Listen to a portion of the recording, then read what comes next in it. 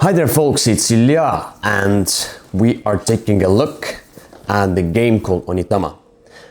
I know that there are many reviews of this game, but I wanted to do a review myself and wanted to give my opinion on this lovely little game. Spoiler, I like this game. So I think, or let's say, basically this is the abstract game, but the theme is that you have masters. You have master and students, you have your own school and you're fighting against another school of martial arts. Should be that theme, probably. But doesn't really matter, it's really fast, cool abstract game. Let's take a look at the table how this game works and how it's played. Onitama is a simple little abstract game for 2 players. As you can see, you have red pawns and blue pawns. One set for each player. As you can see, this is the master pawn. It's the same for each player, just a different color. If you could zoom in, yeah, that's the master pawn. Then we have a student. We have 4 of them. These are students. And at the beginning of the game, you will take these cards. These are the move cards, different animals. You will take 5 cards into the game and the other ones will go back into the box. So you have a lot of variability here. So 2 for the red player, 2 for the blue player, and the 5th card will show who is the first player. So let's turn over. So as we can see, if the logo is red, then it's the red player who is the first one. And the card goes on the right of the first player, of the active player basically. Now, the game is really simple. You just pick a card, a movement card, and you move according to that card. For example, monkey moves diagonally into side spaces here. Crane here moves forward and diagonally backwards. So that's red's turn. I'm gonna just pick one of the cards that I have in front of me, not this one. This one is for the future. So this is the future card. I'm gonna pick one of the cards that I'm gonna move with, and I can use any pawn to move with. So let's say I'm gonna move with the monkey. Let's turn it right here. So the monkey, I'm gonna move with my student. So the black shows the spot where you are, basically, where you can move. So I'm gonna move with this pawn right here with the monkey. After I have used the movement cards, I'm gonna put it on the right side of my opponent, right there. So this will be his future card. And I'm gonna take the card that I had on my right side to my place. Now it's opponent's turn. Let's say he's gonna use the dragon, which moves like really cool, like wings. Let's say he's gonna use the dragon and he's gonna move right here. You can go through the pawns, doesn't matter. If the space is empty, you can move to that space. So I use the dragon and now he puts this on the right side of me. That will be future and he's gonna take it. So the goal of the game is to either capture the opponent's master or to get to the opponent's temple. If, for example, I'm playing red, my red pawn, master pawn, it has to be master pawn. If my red master comes to this blue temple, I win, and vice versa. If my master pawn, or let's say if I will capture opponent's master pawn, doesn't really matter if I will be in the end there. If I will capture opponent's master pawn, then I will win the game. How you can master? How can you capture? Simple. You just move to that space. And I can move with any pawn. As long as I have, for example, that would be this situation here. I have a boar.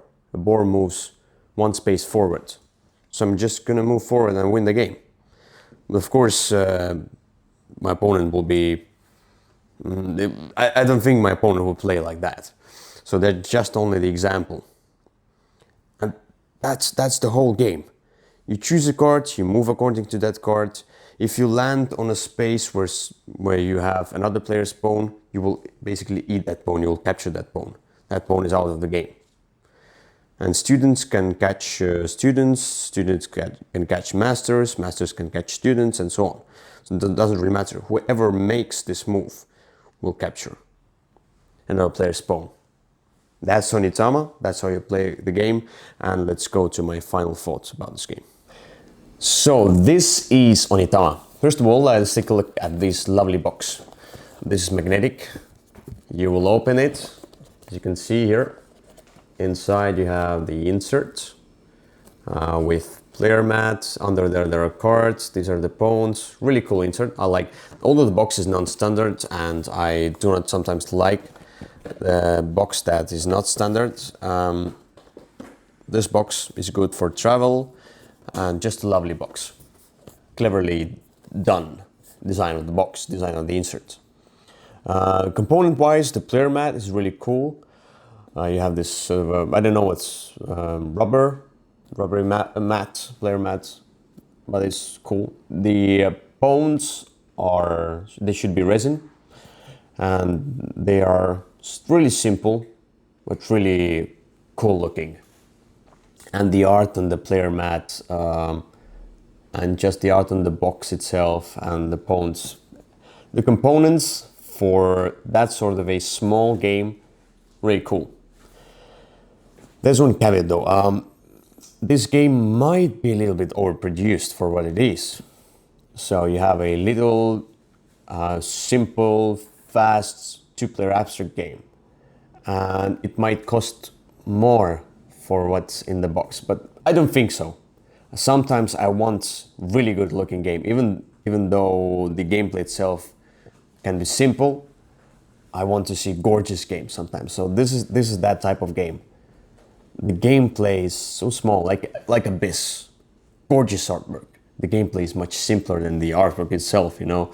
The artwork is overwhelming, the game is not. And same with Onitama. So, and here the components are stellar, and I like that. Let's go to the gameplay. The gameplay itself, there's not much to say. You basically pick up a card, a movement, you play it. There are layers of strategy and tactical decisions. So about strategy, you always know what cards you will get for the next turn. And when you play a movement, you know that this card will go to your opponent. So this is sort of a circular movement, circular thinking. You need to think ahead. You need to look what cards your opponent has. Because if you play a movement card, you move your pawn, and you don't look at the cards that your opponent has, he can capture your pawn, he can capture your master. So you have to look ahead.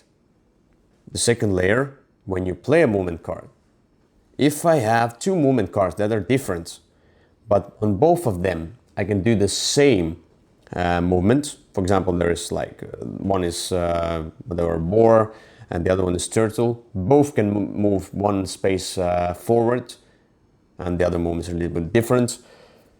What of these two I will use? Because basically I will give them for the future turn for my opponent.